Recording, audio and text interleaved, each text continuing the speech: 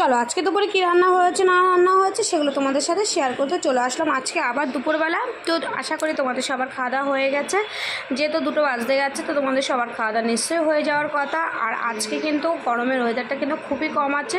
তো আজকে কিন্তু আমি রান্না করব কিছু বাসি কিছু ভালো।